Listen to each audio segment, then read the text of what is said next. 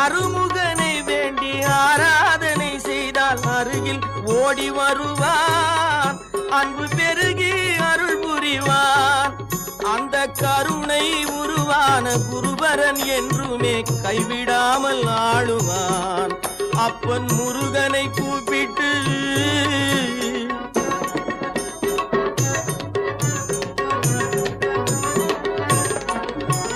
கந்தனை எண்ணிய வந்தனை செய்வோர்க்கு, கந்தனை எண்ணிய வந்தனை செய்வோர்க்கு காரியம் கைகூடுமே, பகை மாறி உறவாடுமே.